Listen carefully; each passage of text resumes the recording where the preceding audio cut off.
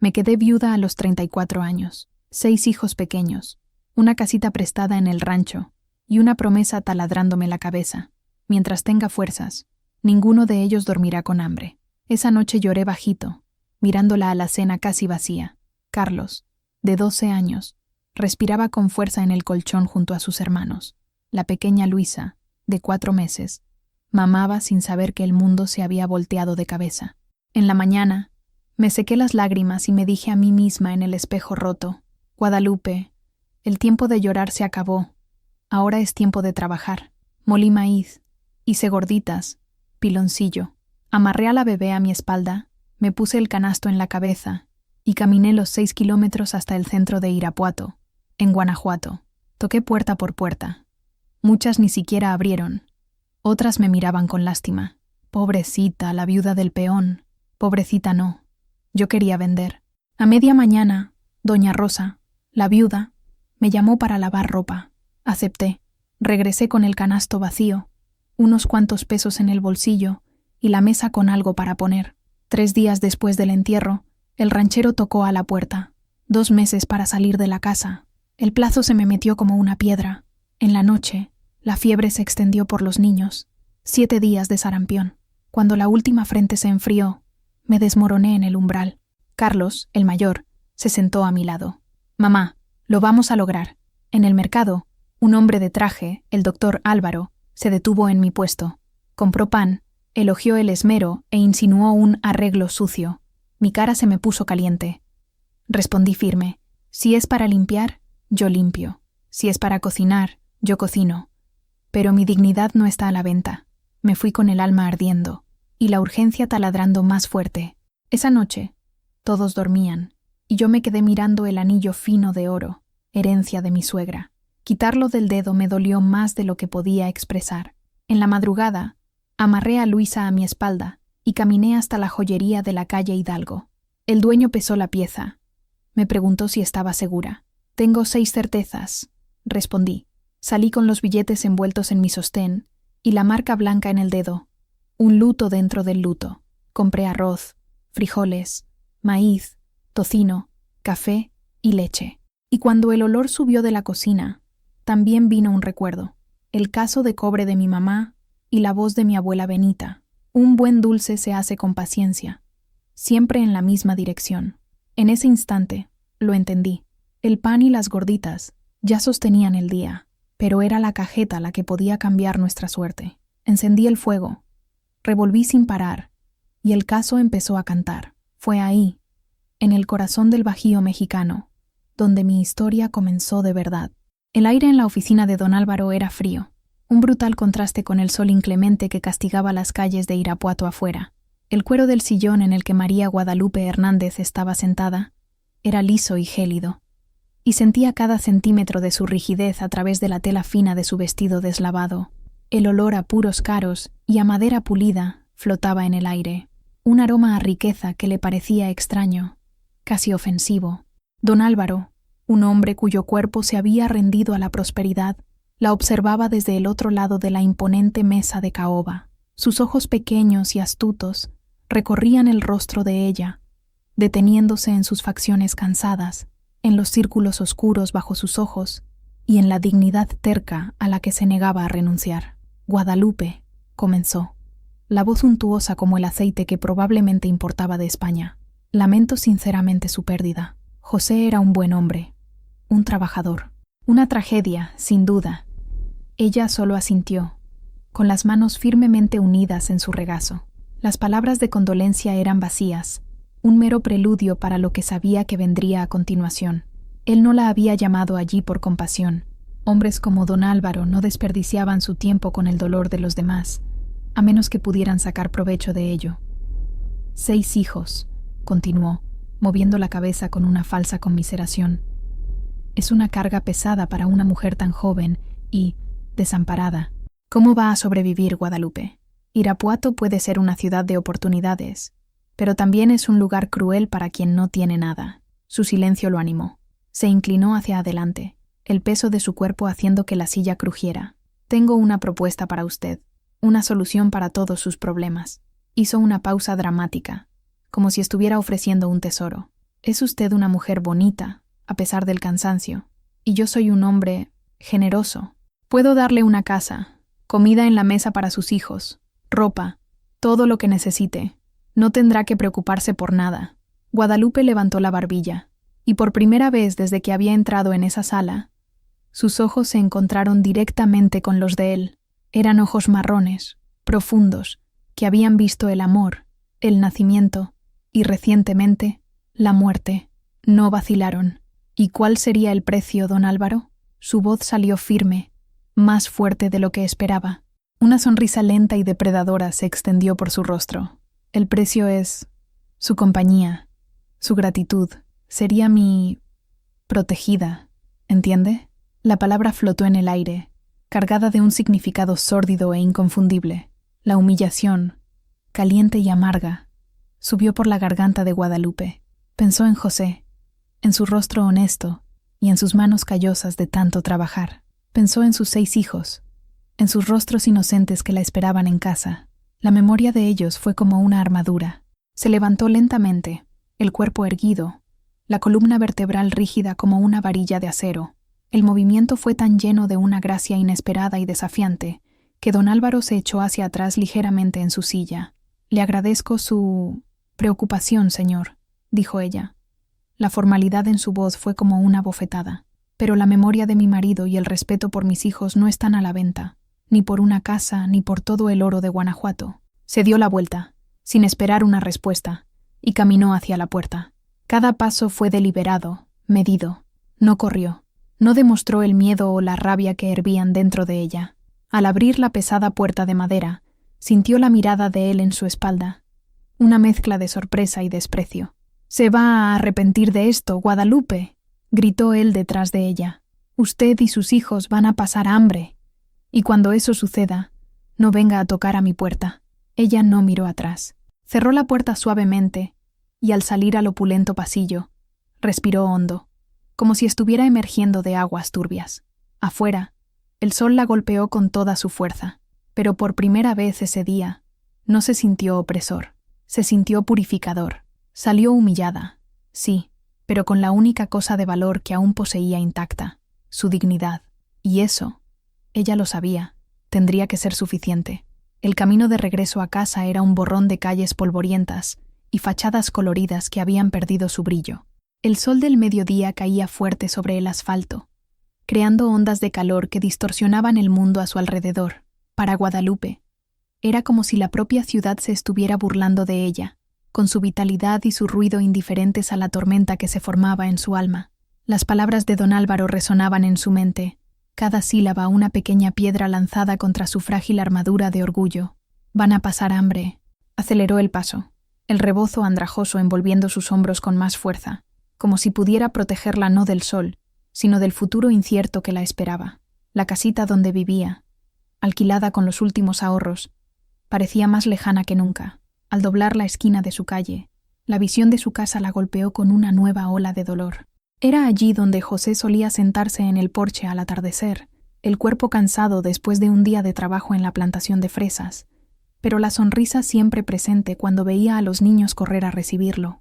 La ausencia de él era una presencia física, un vacío que ocupaba espacio en la mecedora, en la mesa del comedor, en la mitad vacía de la cama. La puerta se abrió antes de que ella llegara, y Carlos, su hijo mayor, de 12 años, apareció. Sus ojos, tan parecidos a los de su padre, estaban llenos de una preocupación que ningún niño de su edad debería conocer. Ya estaba asumiendo el manto de hombre de la casa, una responsabilidad demasiado pesada para sus hombros delgados. «Mamá, tardaste», dijo él, la voz un poco ronca, tratando de sonar mayor de lo que era. «Tenía que resolver unas cosas, mi hijo», respondió Guadalupe, forzando una sonrisa que no llegó a sus ojos. Dentro de la casa, el aire era bochornoso y el silencio, pesado.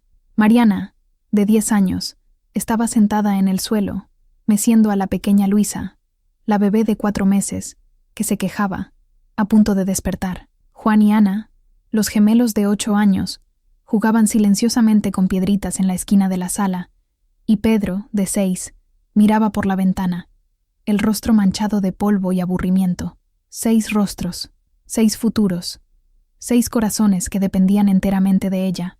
La muerte de José no fue heroica ni dramática, fue cruelmente común. Una fiebre que llegó de repente, una infección que los medicamentos baratos del centro de salud no pudieron contener.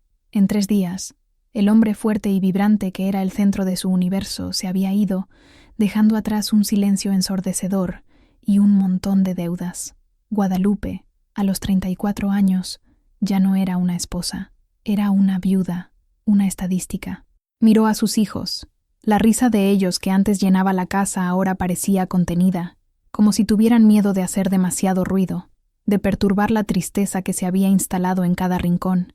Eran buenos hijos, resilientes, pero la resiliencia no llenaba estómagos. Esa noche, después de acostar a los niños, con la pequeña Luisa acurrucada en sus brazos, Guadalupe se sentó en la oscuridad de la cocina. La luna llena proyectaba una luz pálida a través de la ventana, iluminando el polvo que bailaba en el aire. Fue entonces que la desesperación, que había mantenido bajo control durante todo el día, finalmente la dominó. Las lágrimas vinieron silenciosas, calientes, rodando por su rostro y goteando en la cobija de la bebé. Eran lágrimas no de autocompasión, sino de un miedo profundo y visceral, el miedo de una madre que no sabe si tendrá pan para dar a sus hijos al día siguiente. La oferta de don Álvaro volvió a atormentarla, tentadora y repulsiva. Por un instante fugaz, se preguntó si había tomado la decisión correcta, pero entonces, el rostro sereno de Luisa en sus brazos, la respiración suave de sus otros hijos que venía del cuarto de al lado, le dieron la respuesta. Podría fracasar, podría caer, pero no se vendería. La memoria de José valía más, el futuro de sus hijos valía más, su alma valía más.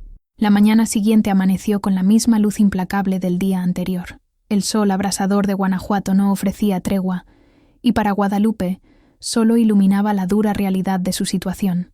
El sonido que la despertó no fue el canto de los gallos, sino el llanto hambriento de Luisa. Después de amamantar a la bebé, fue a la cocina, un espacio minúsculo con estantes de madera cruda y una estufa de leña que era el corazón de la casa. Su primer gesto, un ritual matutino, era abrir la puerta de la alacena. Ese día, el chirrido de la puerta pareció más fuerte, más agorero. Sus ojos recorrieron los estantes casi vacíos, un saco de harina con no más de 2 puñados en el fondo, un frasco de frijoles con solo unos pocos granos secos sonando en el interior, media cebolla, arrugada y solitaria, un puñado de arroz. Eso era todo. El final, el dinero que José había dejado, una cantidad irrisoria, se había acabado. La generosidad de los vecinos, que trajeron platos de comida en los días siguientes al funeral, también se había secado, como era natural. La vida seguía adelante para todos, menos para ella.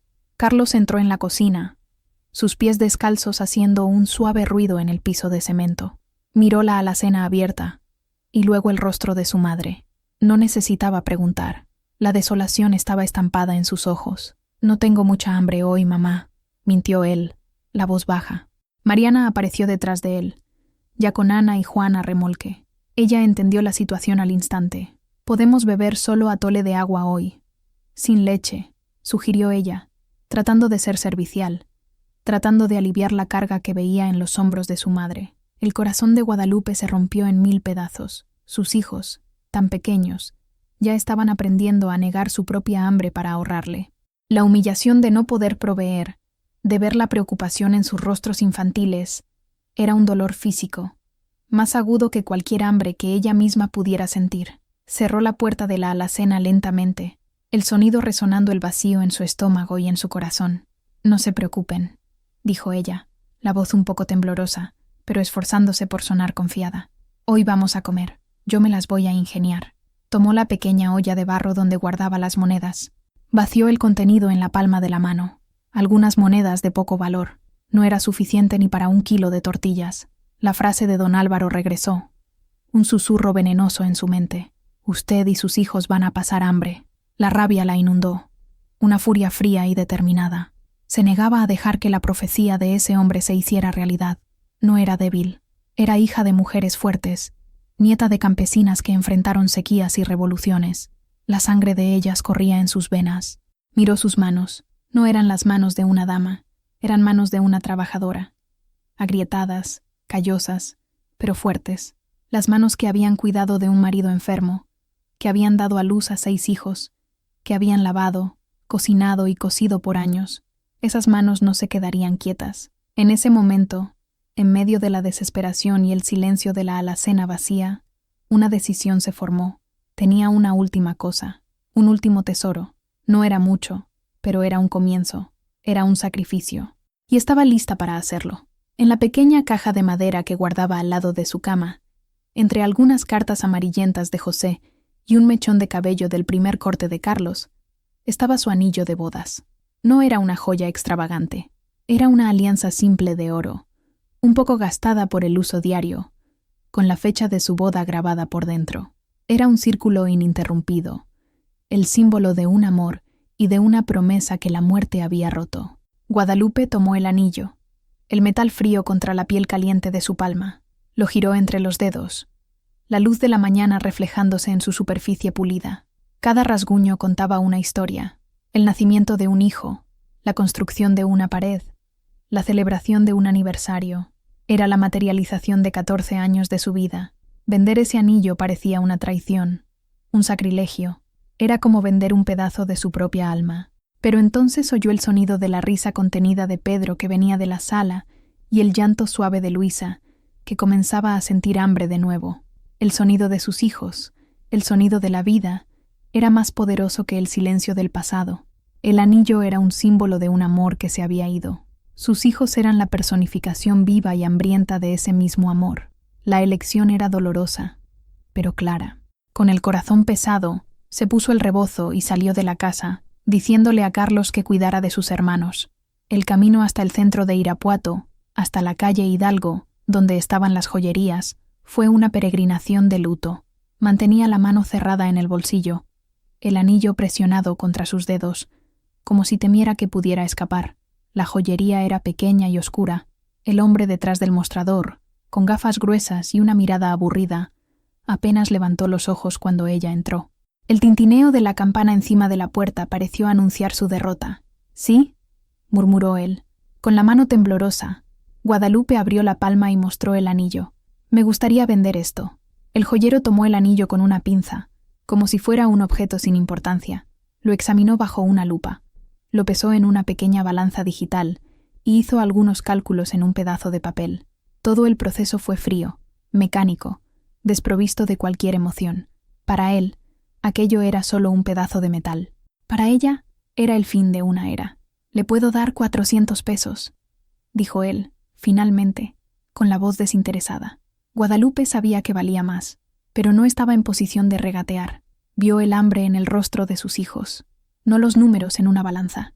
Asintió en silencio. Él contó los billetes, el papel áspero rozando en sus dedos. Cuando ella tomó el dinero, sintió un vacío terrible en su mano, donde antes solía reposar el anillo. Salió de la tienda sin decir una palabra, la campana tintineando de nuevo detrás de ella. En la calle, bajo el sol fuerte, miró los billetes en su mano. 400 pesos. No era una fortuna, pero era un soplo de vida. Era harina, frijoles, arroz, leche para Luisa. Era la promesa de algunas semanas más de supervivencia. Era el sacrificio del pasado por el presente. El dolor de la pérdida todavía estaba allí, una herida abierta en su corazón, pero mezclada con él, había un nuevo sentimiento, la feroz e inquebrantable determinación de una madre que haría cualquier cosa por sus hijos. El anillo se había ido, pero el amor que representaba estaba más vivo que nunca. Estaba en el dinero en su mano y en el camino que ahora tomaba hacia el mercado. El mercado Hidalgo de Irapuato era un universo de colores, sonidos y olores. El zumbido de las conversaciones, el llamado de los vendedores, el aroma de cilantro fresco, chiles picantes y frutas maduras llenaban el aire. Para Guadalupe, que había entrado allí con el corazón pesado, el mercado pareció un oasis de vida y posibilidad. El dinero en su bolsillo, fruto de un sacrificio doloroso, de repente pareció poderoso. Caminó por los pasillos abarrotados con un propósito renovado. Su primera parada fue en el puesto de granos. 5 kilos de harina, por favor, y 5 de frijoles, y 3 de arroz, dijo ella, la voz firme. El vendedor llenó los sacos, y el peso de ellos en sus brazos fue reconfortante, un contrapeso contra el vacío que había sentido. Después, compró verduras, tomates rojos y brillantes, cebollas blancas y firmes, chiles serranos verdes y ardientes. Compró un trozo de queso fresco y una docena de huevos. En el puesto de frutas, eligió mangos, cuyo dulce perfume prometía un raro deleite para los niños. Por último, compró una lata grande de leche en polvo para Luisa. Con las bolsas pesadas, pero el espíritu más ligero, regresó a casa. La visión de la alacena llenándose, de los estantes que antes exhibían solo madera desnuda ahora repletos de comida, trajo lágrimas a sus ojos. Esta vez eran lágrimas de alivio. Esa noche, la casa olía a frijoles cocidos con cebolla y cilantro, a tortillas calientes y a café fresco. Los niños comieron con un apetito voraz, pero silencioso, como si tuvieran miedo de que la comida pudiera desaparecer. Por primera vez en semanas, hubo risas en la mesa. Juan contó una broma tonta. E incluso Carlos, siempre tan serio, sonrió. Ver a sus hijos con los estómagos llenos y los rostros relajados fue el mayor consuelo que Guadalupe podría haber tenido. Pero ella sabía que esa abundancia era temporal. Los 400 pesos no durarían para siempre. Necesitaba un plan, una forma de generar ingresos. Ya no podía depender de la suerte o de la caridad. Su mente se volcó a lo que sabía hacer: cocinar. Sus manos eran hábiles. Su pan casero siempre había sido elogiado por los vecinos. Era simple, pero honesto. A la mañana siguiente, incluso antes de que saliera el sol, ella ya estaba de pie. Usó una porción de la harina recién comprada y amasó el pan con vigor, vertiendo su ansiedad y su esperanza en la masa. Cuando los panes dorados y perfumados salieron del horno, los envolvió en un paño limpio y los puso en una cesta. Dejó a Carlos a cargo y fue a la pequeña plaza cerca de su casa. Con el corazón latiendo fuerte de nerviosismo, se sentó en una banca y ofreció su pan a los que pasaban. Las primeras horas fueron desalentadoras. La gente pasaba apurada, apenas mirándola. Pero entonces, una señora mayor, atraída por el olor, compró un pan. Después, un trabajador camino a la obra compró 2. Poco a poco, la cesta se fue vaciando. Al final de la mañana, había vendido todo. La ganancia era pequeña, casi insignificante, pero no era el dinero lo que importaba. Era la prueba de que podía hacer algo, de que sus propias manos podían transformar harina y agua en sustento. Fue un comienzo modesto, difícil, pero fue un comienzo. Y para una mujer que no tenía nada, un comienzo lo era todo. Los días se transformaron en una rutina exhaustiva. Guadalupe se despertaba en la oscuridad fría de la madrugada, mucho antes de que el primer gallo cantara. El ritual de encender el fuego, mezclar la masa, amasarla con los brazos adoloridos y esperar a que creciera se convirtió en el latido constante de su nueva vida. El olor a pan horneado era lo primero que sus hijos sentían al despertar, un aroma de confort y seguridad que ella se esforzaba por mantener. Sin embargo, la realidad era más dura que el olor reconfortante del pan. Las ventas en la plaza eran inconstantes. Había días buenos, en los que vendía todo y regresaba a casa con monedas suficientes para comprar la cena. Pero había días malos, días en que la lluvia ahuyentaba a la gente o en los que simplemente nadie parecía interesado. En esos días, regresaba con la cesta casi llena, el pan endurecido siendo un recordatorio de su fracaso. La comida que daba a sus hijos esos días era la propia ganancia que no había llegado. El dinero del anillo disminuía a una velocidad alarmante.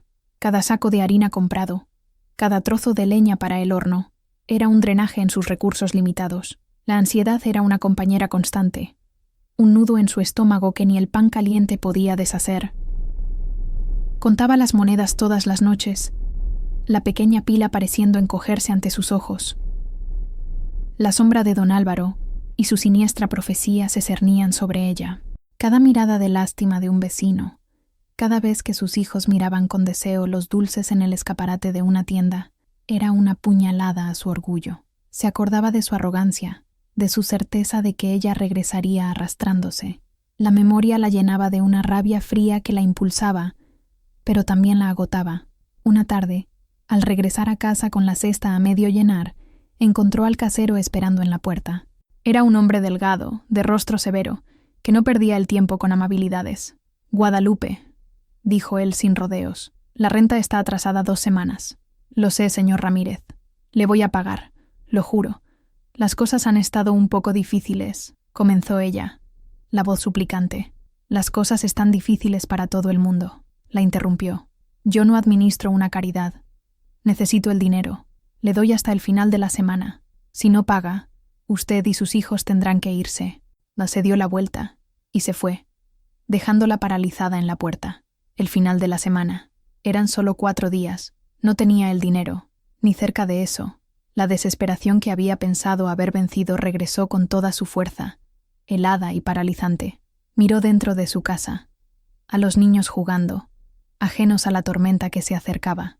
La idea de ser desalojados, de no tener un techo sobre sus cabezas, era un terror inimaginable. Esa noche, el sueño no llegó. Se dio vueltas en la cama, la mente corriendo, buscando soluciones que no existían. El pan no era suficiente. Era un trabajo honesto, pero no la salvaría. Necesitaba un milagro, o, a falta de un milagro, un acto de bondad. Y ella sabía que, en Irapuato, los actos de bondad eran tan raros y preciosos como el agua en tiempos de sequía. Con el plazo de la renta acercándose como una nube de tormenta, el pánico comenzó a instalarse. Guadalupe consideró todas las opciones, por más humillantes que fueran. ¿Pedir dinero prestado? Nadie que conociera tenía lo suficiente para prestar. ¿Volver a su pueblo natal? Sus padres ya habían fallecido y sus hermanos tenían sus propias familias que mantener. Fue entonces que oyó el nombre de Doña Rosa. Las mujeres en el mercado hablaban de ella en tonos de respeto y un poco de miedo. Doña Rosa era una viuda, al igual que Guadalupe, pero su historia era diferente. Era dueña de varias propiedades en la ciudad. Una mujer de negocios astuta y de pulso firme, conocida por su seriedad y por no tener paciencia para tonterías. Decían que su corazón era tan duro como las monedas que tanto le gustaba contar. A pesar de la reputación intimidante, Guadalupe decidió que no tenía nada que perder. Al día siguiente, se puso su mejor vestido, se recogió el cabello con cuidado y con el corazón en la boca, caminó hasta la casa de Doña Rosa, una construcción grande y sobria en un barrio más acomodado. Tocó la puerta de madera maciza y una joven empleada la atendió. Después de una larga espera en un pasillo oscuro y silencioso, fue llevada a una sala de estar impecablemente limpia, pero sin ninguna calidez. Doña Rosa estaba sentada en un sillón de respaldo alto, una figura imponente vestida de negro, con el cabello gris recogido en un moño severo. «¿Qué quiere?», preguntó Doña Rosa, la voz clara y sin rodeos. Guadalupe respiró hondo. «Mi nombre es Guadalupe Hernández. Soy viuda y tengo 6 hijos. Estoy a punto de ser desalojada y necesito ayuda». Los ojos oscuros de Doña Rosa la evaluaron de pies a cabeza, un escrutinio que la hizo sentir pequeña e inadecuada. «¿Ayuda? ¿Quiere dinero? Yo no doy limosna». «No, señora», dijo Guadalupe rápidamente. «No quiero limosna. Quiero trabajo. Puedo cocinar, limpiar, lavar, coser. Soy fuerte. Haré cualquier cosa a cambio de un lugar para que mis hijos y yo vivamos». Hubo un largo silencio. Doña Rosa parecía estar ponderando, sus dedos tamborileando en el brazo de la silla. «Tengo una casita en la parte de atrás de mi jardín», dijo ella finalmente. «Es pequeña, casi un cobertizo. El antiguo jardinero vivía allí. Ha estado vacía por años». La esperanza surgió en el pecho de Guadalupe. «Puede vivir allí», continuó Doña Rosa, «bajo 2 condiciones. Primera, no quiero oír un pío de sus hijos. Quiero silencio. Segunda, a cambio del techo, lavará toda mi ropa, a mano, 2 veces por semana, y me traerá 6 panes frescos todas las mañanas, antes de las 7. Las condiciones eran duras. Lavar la ropa de una casa entera a mano era un trabajo brutal. Despertarse aún más temprano para hornear los panes y entregarlos antes de las 7 de la mañana parecía casi imposible, pero la alternativa era la calle. «Acepto», dijo Guadalupe, la voz firme, sin dudar. «Y le agradezco, Doña Rosa.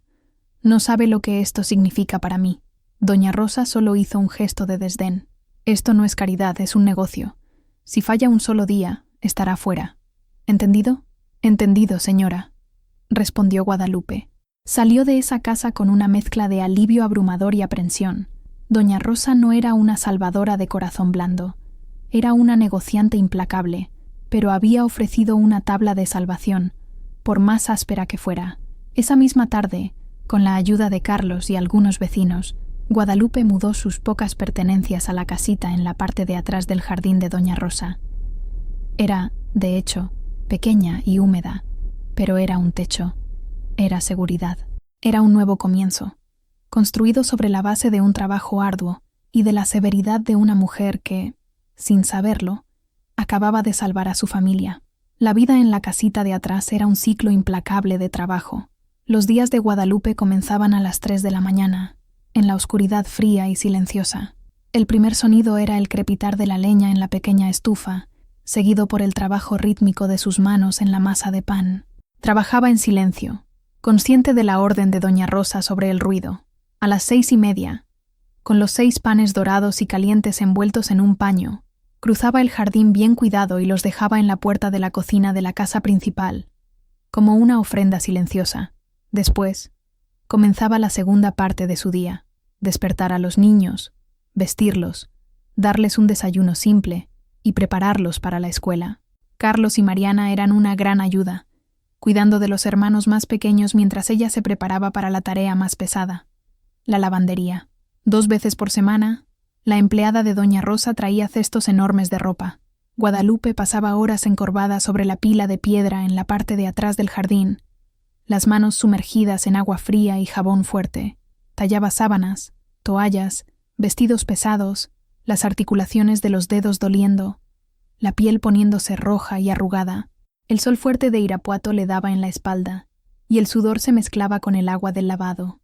Era un trabajo inhumano, que la dejaba exhausta hasta los huesos. Los niños, intuitivamente, comprendían la fragilidad de su situación. Jugaban en silencio en el pequeño espacio alrededor de la casita. Sus risas eran susurros, sus carreras eran pasos contenidos. Aprendieron a ser invisibles. Carlos, en particular, asumió una seriedad que le partía el corazón a Guadalupe. Arreglaba lo que estaba roto, ayudaba a sus hermanos con las lecciones, y siempre le preguntaba a su madre si necesitaba algo, sus ojos jóvenes reflejando una madurez forzada. Por la noche, cuando la casa principal estaba oscura y silenciosa, la familia se reunía en la pequeña sala de la casita. Era el único momento en que podían relajarse. Guadalupe, a pesar del cansancio que pesaba en cada músculo, ayudaba con las tareas escolares, revisaba cada cuaderno, cada lección.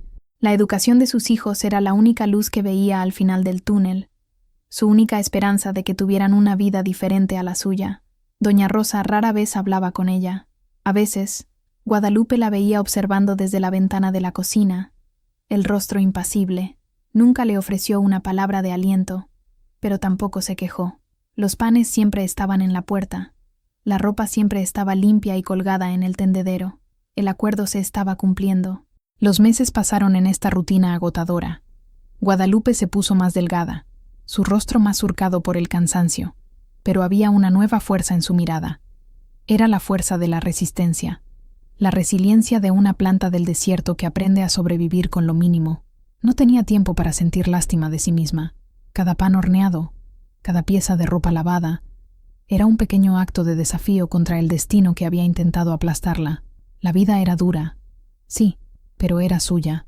Estaba de pie, y sus hijos estaban a salvo. Por ahora, eso era suficiente. Una noche, el agotamiento se negó a convertirse en sueño. Guadalupe se acostó en la cama estrecha, escuchando la respiración suave de sus hijos durmiendo en el cuarto de al lado. La luna proyectaba sombras danzantes en la pared, y el olor a tierra húmeda del jardín de doña Rosa entraba por la ventana abierta. Era un olor familiar, un aroma que la transportó lejos de allí, a las colinas de su infancia, al rancho de su abuela. Su nombre era Benita, una mujer pequeña y enérgica, con la piel curtida por el sol y una sonrisa que revelaba dientes de oro. La abuela Benita era una fuerza de la naturaleza, conocía los secretos de la tierra, las propiedades de las hierbas y, sobre todo, los secretos de la cocina. La memoria vino con una claridad impresionante. Guadalupe se vio de nuevo como una niña de 7 años, de pie en un banquito en la cocina rústica de su abuela. La cocina estaba dominada por un enorme tazón de cobre, el cazo, pulido hasta brillar como oro. Dentro del cazo, sobre el fuego de leña, burbujeaba una mezcla de leche de cabra, azúcar y canela. Era el comienzo de la cajeta. Casi podía sentir el calor del fuego, oír la voz de su abuela explicando cada paso con una paciencia infinita. «El secreto, mija», decía Benita, mientras revolvía el líquido lentamente con una cuchara de palo larga, «está en la paciencia. No puedes apurar la cajeta. Tienes que esperar a que la leche y el azúcar se conozcan, que bailen juntos hasta que se vuelvan una sola cosa. Es como el amor, ¿entiendes? Lleva tiempo. Guadalupe se acordaba del olor, un aroma embriagador de caramelo, leche y canela que llenaba toda la casa y se esparcía por el campo. Se acordaba de raspar el fondo del cazo con el dedo cuando se enfriaba, el sabor dulce y complejo explotando en su boca. La cajeta de la abuela Benita era famosa en la región. Era un regalo en bodas, un consuelo en funerales, una celebración de la vida en forma de dulce. El recuerdo era tan vívido que Guadalupe casi podía sentir el sabor, y con el recuerdo vino una chispa, una idea tan súbita y brillante que la hizo sentarse en la cama. Pan. El pan era honesto, era el sustento diario, pero era común. Todo el mundo en Irapuato hacía pan. ¿Pero cajeta? ¿Cajeta de verdad? ¿Hecha en el cazo de cobre a la antigua? Eso era diferente. Eso era especial. El corazón de Guadalupe comenzó a latir más rápido. No había pensado en eso en años. La receta, los gestos, la paciencia, todo estaba guardado en algún lugar profundo de su memoria. ¿Sería posible? ¿Tendría los ingredientes? ¿El tiempo? ¿La energía? Las dudas surgieron, pero la imagen de su abuela, fuerte y sonriente al lado del cazo de cobre, las ahuyentó. Benita nunca se rendía. Enfrentó sequías, malas cosechas, la pérdida de un hijo, pero siempre encontraba una manera de seguir adelante, de crear dulzura a partir de la amargura. En esa noche oscura, en la casita prestada, la memoria de su abuela no fue solo un consuelo, fue una inspiración, una herencia. Tal vez, solo tal vez, el secreto para su futuro no estaba en algo nuevo, sino en algo muy antiguo, algo que corría en su sangre: la cajeta, la danza de la leche y el azúcar, la paciencia, la esperanza. La idea que había nacido en la oscuridad de la noche se apoderó de los pensamientos de Guadalupe. Al día siguiente, mientras tallaba la ropa en la pila, su mente estaba lejos, reviviendo los pasos de la receta de su abuela: leche de cabra, azúcar, canela y un toque de vainilla. Ingredientes simples, pero la magia estaba en el proceso. Y en el cazo de cobre, se acordó de algo. Años atrás, cuando su madre falleció, ella heredó algunas de sus cosas. Entre ellas, guardado en el fondo de un viejo baúl, estaba el cazo de su abuela. No el enorme que Benita usaba para grandes cantidades, sino uno más pequeño, que su madre usaba para hacer dulces para la familia. No lo había visto en años. Esa noche, después de que los niños se durmieron, arrastró el pesado baúl al centro de la sala. La tapa crujió al abrirse, liberando un olor a naftalina y tiempo. En el fondo, bajo cobijas viejas y ropa pasada de moda, lo encontró. El tazón de cobre estaba oscuro y manchado por la oxidación. Su superficie opaca no reflejaba nada de la gloria que ella recordaba. Traerlo de vuelta a la vida se convirtió en su misión. No tenía productos de pulido caros, así que usó lo que la naturaleza y la sabiduría popular le ofrecieron: sal gorda y limón. Durante horas, se sentó en el suelo de la cocina, tallando el cobre con una fuerza que venía de un lugar profundo de determinación. Con cada movimiento circular, una pequeña parte del brillo original era revelada. El trabajo era lento, sus brazos le dolían, pero no se detuvo. Era más que limpiar un objeto. Era un ritual. Era como si, al pulir el metal, estuviera también puliendo su propia esperanza, eliminando las manchas de desesperación y revelando el brillo de la posibilidad debajo. Finalmente, bajo la luz tenue de la lámpara, el cazo brilló.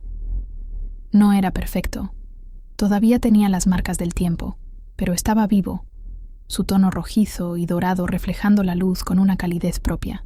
Al día siguiente, usó una pequeña parte de sus ahorros para comprar los ingredientes. Encontrar leche de cabra fresca requirió una caminata hasta una pequeña granja en las afueras de la ciudad. Al regresar, sintió una mezcla de emoción y miedo.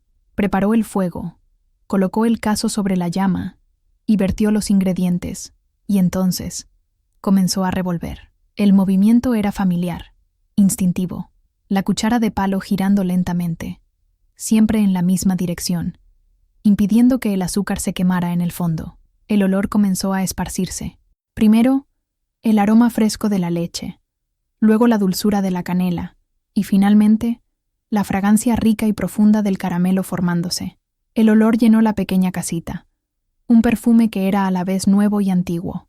Los niños, atraídos por el aroma, vinieron a la cocina, los ojos curiosos fijos en el tazón burbujeante. «¿Qué es eso, mamá?», preguntó la pequeña Ana. «Es un recuerdo», susurró Guadalupe, los ojos llorosos. «Es la magia de su bisabuela Benita». Horas después, la cajeta estaba lista. El color era un caramelo profundo y rico. La textura era sedosa. Vació el dulce caliente en pequeños frascos de vidrio que había guardado. Cuando se enfrió, le dio una cucharada a cada hijo para que probara. Los ojos de ellos se abrieron de par en par. Era diferente a cualquier dulce que hubieran probado. Era rico, complejo, y llevaba el calor del fuego de leña y el amor de generaciones. En ese momento, Guadalupe supo que tenía algo especial, algo que valía mucho más que pan. Con una docena de pequeños frascos de cajeta cuidadosamente empacados en una cesta, Guadalupe sintió un nerviosismo que no experimentaba desde el primer día que intentó vender sus panes. Esta vez era diferente. No estaba vendiendo solo un producto. Estaba ofreciendo una parte de su historia, la herencia de su abuela. Eligió un lugar diferente en el mercado, una esquina un poco más tranquila, donde la gente pasaba más despacio. Acomodó los frascos en un paño limpio, el vidrio brillando bajo la luz del sol, el color rico de la cajeta invitante. Al lado, colocó pequeñas tiras de pan para degustación. Las primeras horas fueron lentas. La gente miraba con curiosidad, pero dudaba. «Cajeta casera», anunciaba, la voz más tímida de lo que pretendía. «Hecha en el caso de cobre, como antes». Un hombre anciano, con sombrero y bigote blanco, fue el primero en detenerse. «¿Como antes, dice? ¿Como la que hacía mi madre?», preguntó, escéptico. «Pruebe, señor, sin compromiso», ofreció Guadalupe, extendiéndole una tira de pan con un poco del dulce. Él probó. Sus ojos se cerraron por un momento, y una sonrisa lenta se formó en su rostro. «Ay, caray», murmuró. «Hace años que no pruebo algo así. Es el verdadero sabor, el sabor del Bajío». Compró 2 frascos. Esa primera venta fue como romper una presa. La reacción del hombre anciano atrajo la atención de otros. Una joven madre con sus hijos, una pareja de turistas, una señora que compraba ingredientes para el almuerzo. Uno por uno, probaron, y la reacción era casi siempre la misma. Sorpresa, seguida de un reconocimiento nostálgico. «Esto me recuerda a mi infancia. No tiene ese gusto artificial de las que venden en la tienda. Es tan cremosa». Las palabras de elogio eran un bálsamo para el alma cansada de Guadalupe. Con cada frasco vendido, su confianza crecía. Comenzó a contar la historia de la cajeta, sobre su abuela Benita, sobre el caso de cobre, sobre la paciencia necesaria. La gente no estaba comprando solo un dulce. Estaban comprando una historia, una tradición. Al final del día, había vendido todos los frascos. Todos. Contó las monedas y los billetes en su mano. La ganancia era 3 veces mayor que la que conseguía con los panes en un buen día, pero el sentimiento de realización era inconmensurable. De regreso a casa, no sentía el peso del cansancio. Se sentía ligera, flotando. Había pasado por una tienda y con el dinero que había ganado, compró un pequeño saco de dulces de colores para los niños. Fue la primera vez en mucho tiempo que pudo darles un lujo, por pequeño que fuera. Esa noche, alrededor de la mesa, la atmósfera era de celebración. Los niños saboreaban sus dulces, mientras Guadalupe les contaba sobre el éxito en el mercado. Por primera vez, el futuro no parecía una pared oscura e infranqueable. Parecía un camino que se abría, iluminado por el brillo cálido y dorado de un cazo de cobre y por el sabor dulce de la esperanza. La fama de la cajeta de la viuda del mercado, como empezaron a llamarla, se esparció lentamente, de boca en boca. Guadalupe estableció una rutina. 2 días a la semana, llevaba sus frascos al mercado y cada vez vendía un poco más rápido. El dinero extra le permitió mejorar la dieta de su familia, comprar zapatos nuevos para Juan e incluso un pequeño cuaderno de dibujo para Ana, a quien le encantaba garabatear. El punto de inflexión, sin embargo, vino una mañana de sábado particularmente concurrida. Una mujer elegante, vestida con ropa de colores vibrantes y con joyas que brillaban bajo el sol, se detuvo frente a su puesto improvisado. Era doña Felisa, esposa de uno de los empresarios más ricos de Irapuato, y la árbitra no oficial del gusto y la sociedad local. Su presencia causó un pequeño revuelo. La gente abría camino y la saludaba con deferencia. Doña Felisa observó los frascos de cajeta con una mirada crítica. «¿Qué es esto, querida?», preguntó, la voz sonando como el tintineo de campanas de cristal. «Es cajeta casera, señora, hecha de la manera tradicional», respondió Guadalupe, el corazón acelerado. La aprobación o desaprobación de esa mujer podría hacer o deshacer su pequeña empresa. «Tradicional, ¿es? Déjeme probar», ordenó ella. Con las manos ligeramente temblorosas, Guadalupe le ofreció una muestra. Doña Felisa probó el dulce con la punta de una pequeña cuchara de plata que sacó de su bolso. Cerró los ojos, saboreando lentamente. Un silencio tenso se cernió sobre la pequeña multitud que se había formado para mirar. De repente, sus ojos se abrieron, brillando de entusiasmo.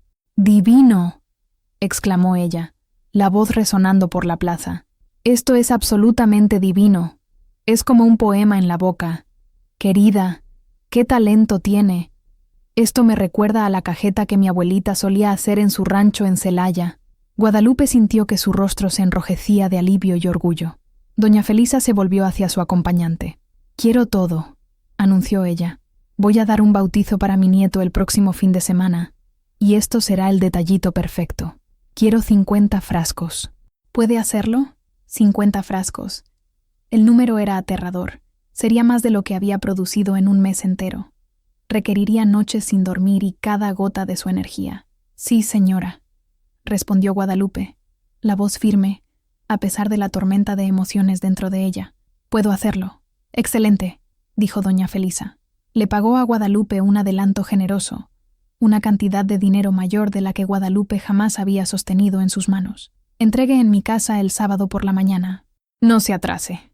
Con eso, se fue, dejando a Guadalupe aturdida, con un fajo de billetes en la mano y un encargo que parecía imposible.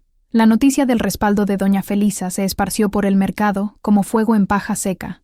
De repente, todos querían probar la cajeta que había encantado a la mujer más exigente de Irapuato. Esa tarde, Guadalupe no solo vendió el resto de su stock, sino que también recibió 10 encargos más. Lo que antes era un pequeño esfuerzo para sobrevivir, se había transformado en algo más. La bendición de doña Felisa no había sido solo una gran venta, había sido un sello de aprobación, una llave que abría puertas que Guadalupe nunca supo que existían. El camino por delante sería de mucho trabajo, pero por primera vez veía un horizonte de prosperidad real. La semana que siguió al encargo de doña Felisa fue un borrón de trabajo frenético. Guadalupe apenas durmió. Las noches las pasaba al lado de la estufa de leña, revolviendo el cazo de cobre, el olor a caramelo impregnado en su ropa, en su cabello, en su piel. Los niños la ayudaban como podían. Carlos buscaba leña, Mariana lavaba y esterilizaba los frascos de vidrio, y los más pequeños pegaban las etiquetas simples que Guadalupe escribía a mano. Cajeta de doña Lupita. El nombre Lupita, un diminutivo cariñoso de Guadalupe, le pareció correcto. Era amigable, casero, como el propio dulce. El sábado por la mañana, exhausta, pero triunfante, entregó los 50 frascos perfectamente acomodados en cajas en la mansión de doña Felisa. La gratitud de la mujer fue efusiva, y más importante, pagó el resto de la cantidad sin dudar. La fiesta del bautizo fue un éxito, y la cajeta de Lupita fue el tema de conversación de la ciudad entre la élite de Irapuato. El lunes siguiente, algo inesperado sucedió. Un hombre de apariencia seria y bigote bien cuidado se acercó a ella en el mercado. «¿Usted es la señora de la cajeta?», preguntó. «Sí, soy yo», respondió Lupita, un poco aprensiva. «Mi nombre es Octavio Morales. Soy el dueño de la bodega Morales, en la calle principal», se presentó. La bodega Morales era el emporio más antiguo y respetado de la ciudad, conocido por vender solo productos de alta calidad. Estuve en la fiesta de doña Felisa. Probé su cajeta. Es la mejor que he comido en 30 años.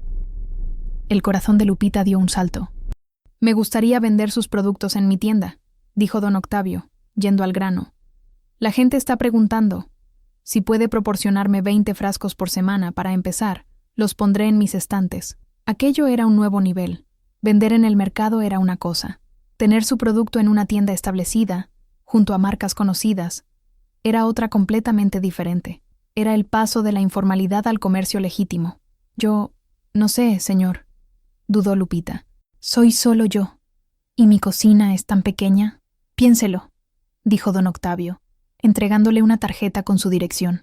Su cajeta merece más que un puesto en el mercado. Tiene calidad, tiene alma, y la gente paga por eso. La propuesta de don Octavio la dejó con una mezcla de euforia y pánico. 20 frascos por semana. Todas las semanas. Era una demanda constante. Significaba más leche, más azúcar, más leña, más frascos. Significaba transformar su pasión y su necesidad en un negocio de verdad. Miró su pequeña casita, la estufa de leña que ya trabajaba al límite. ¿Sería posible? Pensó en sus hijos, en su futuro. Pensó en la promesa silenciosa que se había hecho a sí misma de darles una vida mejor. El miedo era grande, pero la oportunidad era mayor. Esa noche, tomó su decisión. Al día siguiente, con la tarjeta de don Octavio en la mano, caminó hasta la bodega Morales. Al entrar en la tienda, con sus estantes llenos de productos finos, se sintió pequeña, pero determinada. «Don Octavio», dijo ella cuando lo encontró, «acepto su propuesta. Tendrá sus 20 frascos la próxima semana». Una rara sonrisa apareció bajo el bigote de don Octavio. «Gran decisión, doña Lupita», dijo él, usando el nombre que estaba en la etiqueta. «Creo que haremos un buen negocio». El acuerdo con don Octavio marcó el inicio de una nueva era para la familia Hernández. La casita en la parte de atrás del jardín de doña Rosa se transformó en una microfábrica de cajeta. El trabajo, que antes era solitario, ahora involucraba a toda la familia. La necesidad transformó a los niños en un equipo eficiente y unido. Carlos, ahora un adolescente espigado, se convirtió en el gerente de logística no oficial. Negociaba con el ranchero el suministro regular de leche de cabra, cargaba los pesados sacos de azúcar del mercado y cortaba la leña con una habilidad sorprendente. Mariana, con su naturaleza meticulosa, era la jefa de producción. Garantizaba que cada frasco de vidrio estuviera impecablemente limpio y se encargaba de la delicada tarea de llenar los frascos con la cajeta caliente sin desperdiciar una gota. También desarrolló una caligrafía bonita para las etiquetas, dando un toque de elegancia al producto. Juan y Ana, los gemelos, eran el equipo de acabado. Limpiaban cualquier salpicadura en los frascos, pegaban las etiquetas perfectamente rectas y amarraban un pequeño trozo de cordel rústico alrededor de la tapa, un detalle que Lupita insistía en que daba un toque de autenticidad. Hasta el pequeño Pedro tenía su función. Era el probador oficial, asegurándose de que cada lote tuviera el sabor perfecto, una tarea que se tomaba muy en serio. La pequeña Luisa, ahora una niña que gateaba, observaba todo desde un corralito en la esquina de la cocina, sus risas siendo la banda sonora del trabajo familiar. Lupita era la maestra, el corazón de la operación. Todavía era la única que revolvía la cajeta, insistiendo en que el punto correcto era un secreto que solo sus manos y su corazón conocían. Pero también enseñaba, transmitía la sabiduría de su abuela. «Miren, el color tiene que ser como el ámbar al atardecer», les decía a Mariana. «Y el olor tiene que tener la promesa de felicidad», explicaba a Juan. El éxito de la cajeta en la bodega Morales llevó a experimentaciones. Lupita, inspirada por sugerencias de clientes, comenzó a crear variaciones. Añadió coco rallado tostado a un lote, creando una textura crujiente y un sabor tropical. En otro, mezcló cacahuates molidos, dando un toque salado que equilibraba la dulzura. Cada nueva variedad era un éxito, y don Octavio pedía cada vez más. La fama de la cajeta de doña Lupita comenzó a esparcirse más allá de los límites de Irapuato. Vendedores de ciudades vecinas, como Salamanca y Celaya, oyeron hablar del dulce y venían a la bodega de don Octavio para comprar en grandes cantidades y revender en sus propias tiendas. A pesar del éxito creciente, la vida no era fácil. El agotamiento era una sombra constante. Muchas noches, Lupita se quedaba dormida sentada en una silla, la cuchara de palo todavía en la mano. Pero era un agotamiento diferente al de los primeros días. No era el cansancio de la desesperación, sino el cansancio de la construcción. Cada frasco vendido era un ladrillo en un futuro que estaban construyendo juntos, con sus propias manos. La casa ya no olía a pobreza, sino a caramelo, trabajo y unión. En medio de la creciente agitación del negocio de la cajeta, había un santuario de tiempo que Lupita se negaba a sacrificar: las horas de la tarea. No importaba lo cansada que estuviera, no importaba cuántos frascos aún necesitaran ser llenados. Cuando los niños regresaban de la escuela, el trabajo en la cocina se detenía. La mesa del comedor, que durante el día servía como línea de montaje, era limpiada y se transformaba en una sala de estudios. Lupita se sentaba con ellos, la frente fruncida en concentración, mientras revisaba los problemas de matemáticas de Juan, escuchaba a Mariana leer en voz alta o ayudaba a Pedro a practicar su caligrafía. Para ella, los cuadernos y los lápices eran herramientas tan importantes como el cazo de cobre y la cuchara de palo. Una noche, Carlos, que estaba en el último año de la escuela primaria, suspiró de frustración sobre un libro de historia. «Mamá, ¿por qué tenemos que aprender todo esto? Yo soy bueno cargando cosas, negociando. Podría ayudar mucho más en el negocio si no perdiera tiempo con la escuela». Lupita dejó de limpiar los frascos y se sentó a su lado. Tomó la mano de su hijo, ya grande y fuerte, y la puso al lado de la suya. «Mira nuestras manos, mi hijo. Son manos de trabajo. Nos han dado un techo, comida. Estoy orgullosa de ellas, pero quiero que tus manos y las manos de tus hermanos tengan una opción». Hizo una pausa, los ojos fijos en los de él. «Tu abuelo trabajaba en el campo, con un machete. Yo trabajo en la cocina, con una cuchara. Nosotros trabajamos con nuestras fuerzas, pero la educación les da un tipo diferente de fuerza. Quien tiene una pluma en la mano no necesita un machete. La pluma puede construir puentes, puede curar a la gente, puede enseñar. La pluma puede darles un futuro donde no necesiten trabajar hasta que sus huesos duelan solo para sobrevivir. Trabajarán porque aman lo que hacen». Su voz era baja, pero cargada de una convicción ferviente. «Yo no los estoy criando para ser mis ayudantes. Los estoy criando para ser lo que quieran ser. Maestros, doctores, ingenieros. El negocio de la cajeta es nuestra supervivencia hoy. La educación de ustedes es nuestra prosperidad mañana». Esa conversación se convirtió en una leyenda en la familia. La frase «quien tiene pluma no necesita machete» se convirtió en el lema de ellos, una promesa silenciosa que guiaba sus acciones. Los niños nunca más se quejaron de la tarea.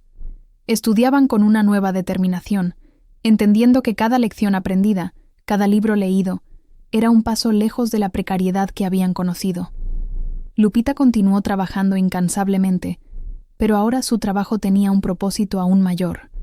Cada frasco de cajeta vendido no era solo dinero para la comida, era dinero para uniformes escolares, para libros, para la posibilidad de un futuro universitario.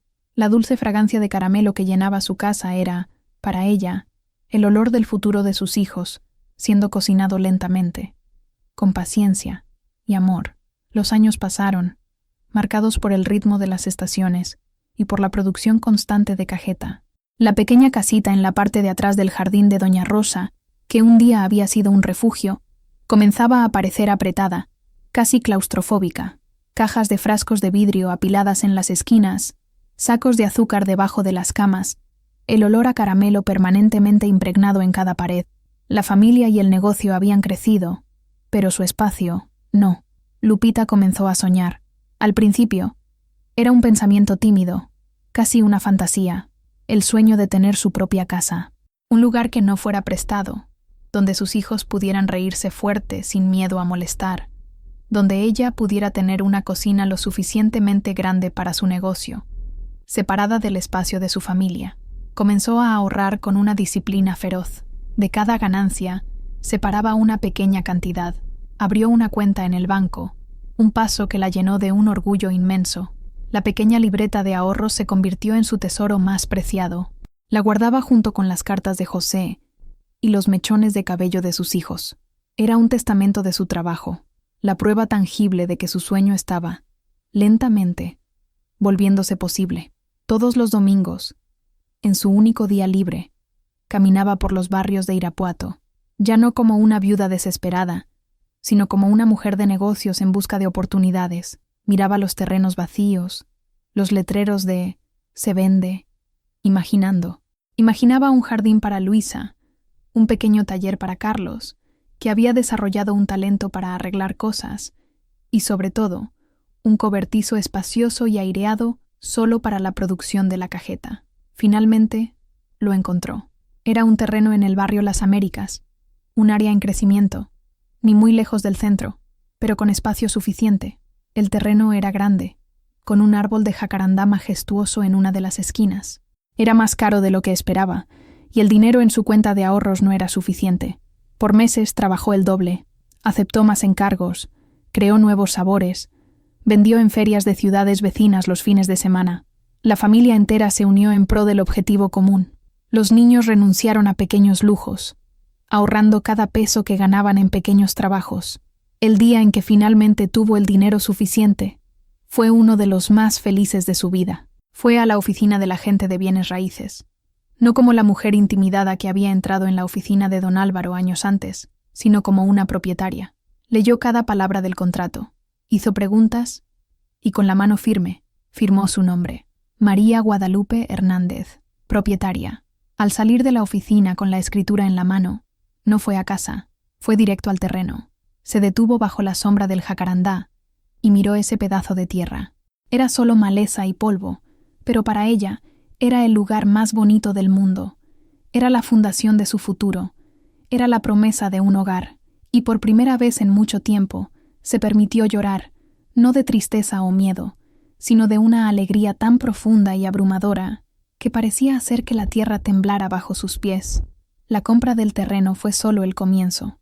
La construcción de la casa y del cobertizo de producción fue un viaje en sí mismo, un esfuerzo que involucró a toda la comunidad que Lupita, sin darse cuenta, había construido a su alrededor. El arquitecto que diseñó el plano fue un cliente fiel de su cajeta, que le dio un descuento significativo.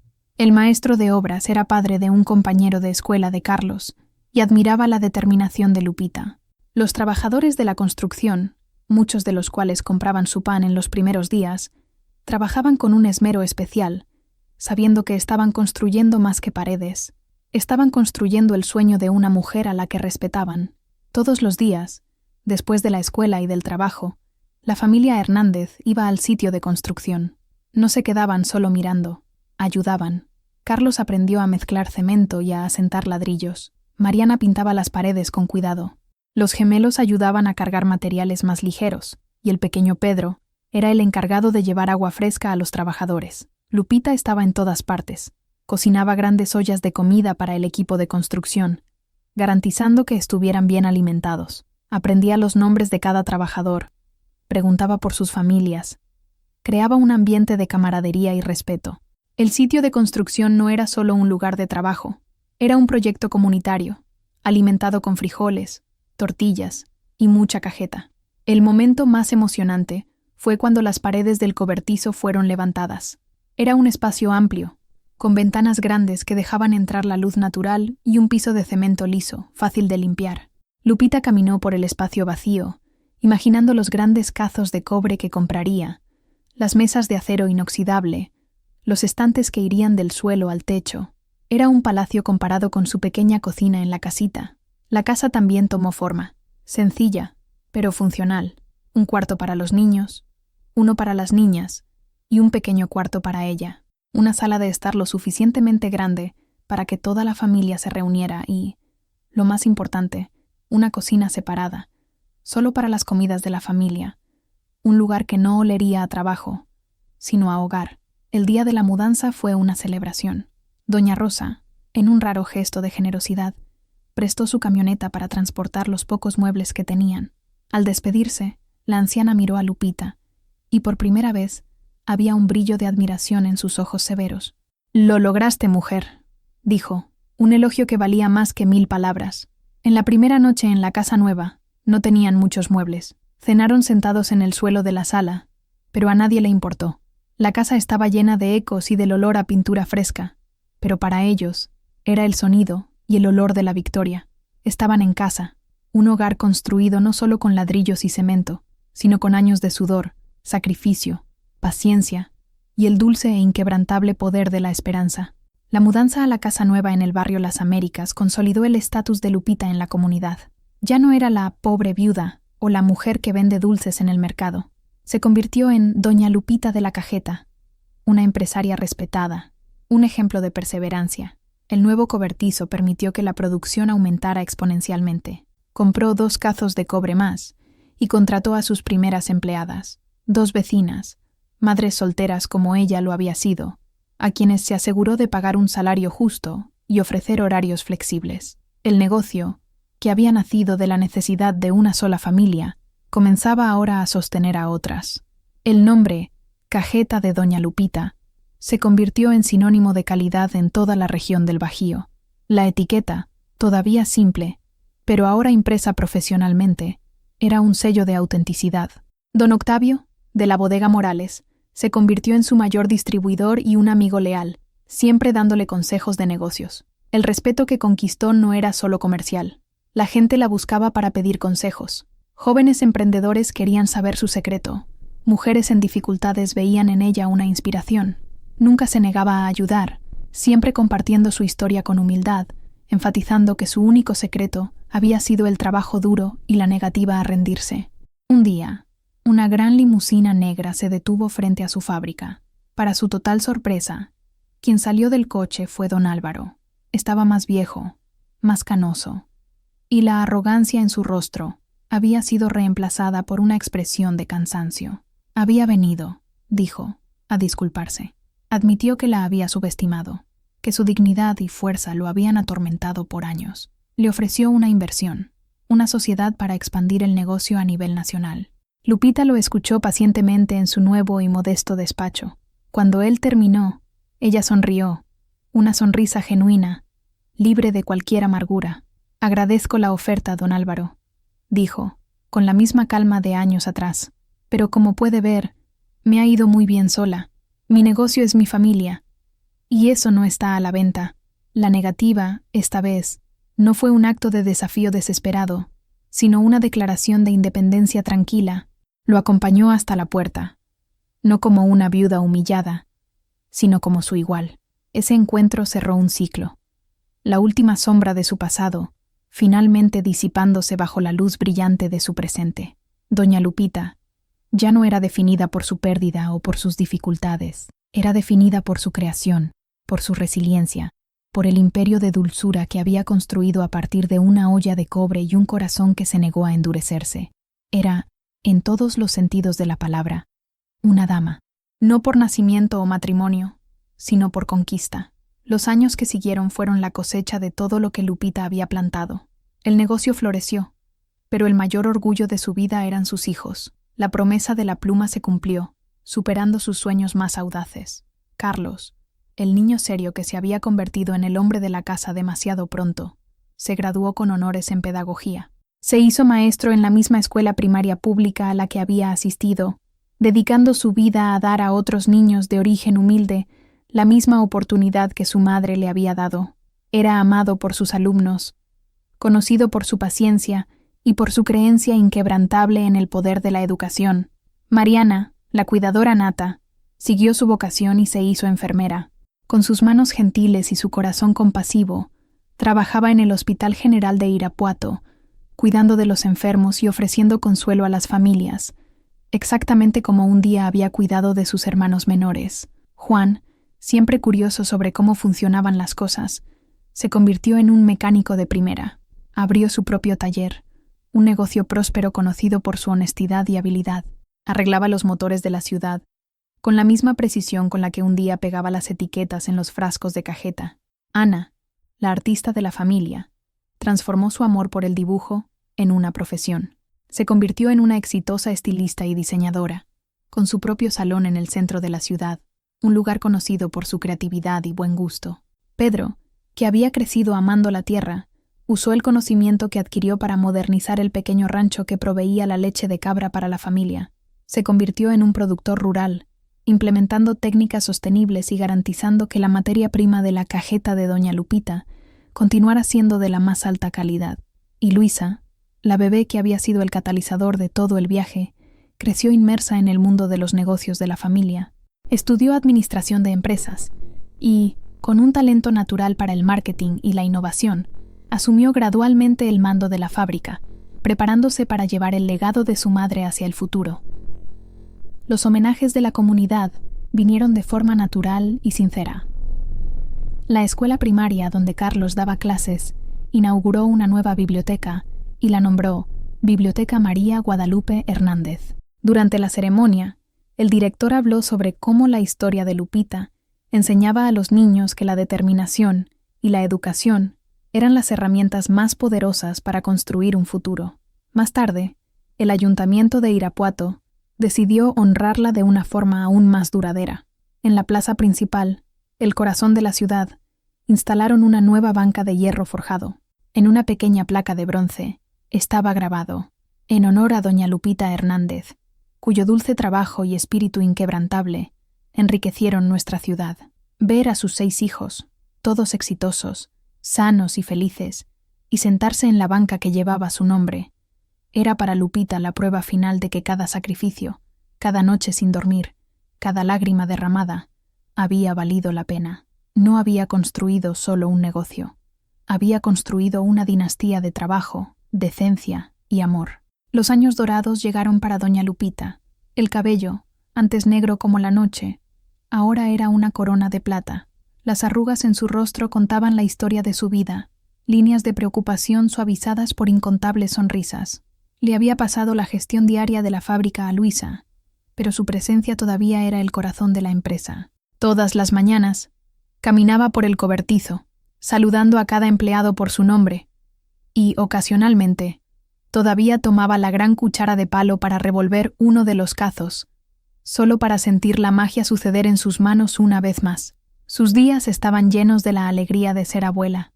La casa, que un día había sido silenciosa por miedo, ahora resonaba con las risas de una nueva generación. Sus nietos la adoraban, corriendo a su regazo para escuchar historias.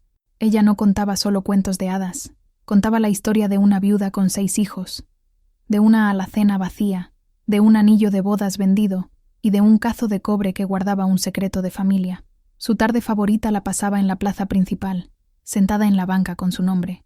Desde allí, observaba el flujo de la vida en Irapuato, veía a parejas de novios, niños corriendo detrás de palomas, viejos amigos conversando.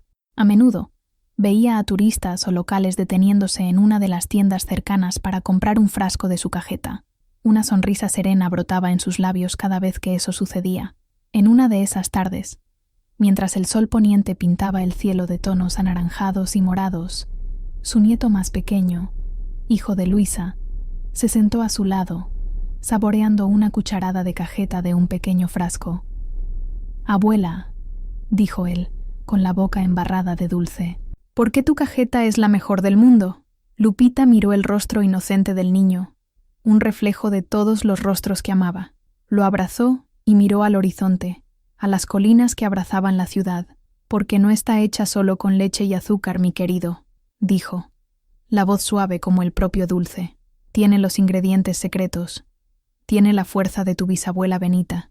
Tiene el amor de tu abuelo José. Tiene el trabajo duro de tus tíos y de tu mamá. Y tiene la fe. La fe de que, incluso en la noche más oscura, siempre hay una manera de crear un poco de dulzura para el mañana». Ella sabía que su historia no terminaría con ella. Viviría en sus hijos y nietos, en la biblioteca que llevaba su nombre y en cada frasco de cajeta que salía de su fábrica. El trabajo, la fe y el estudio no solo salvaron a su familia, forjaron un legado, y la cajeta, nacida de la memoria y la desesperación, se había convertido en más que un dulce. Se convirtió en una tradición, el sabor inconfundible de la resiliencia, el dulce corazón palpitante del Bajío mexicano. Así como la receta de doña Lupita se transmitió a través de generaciones, las buenas historias merecen ser compartidas para que puedan inspirar a otros. Si la jornada de esta abuela tocó tu corazón, ayúdanos a mantener estas narrativas vivas. Suscríbete a nuestro canal, deja tu like para que sepamos que lo apreciaste y comparte tu opinión en los comentarios. ¿Qué parte de la historia de Lupita te resonó más? Tu participación es el ingrediente secreto que nos permite seguir cocinando nuevas historias. Gracias por escucharnos.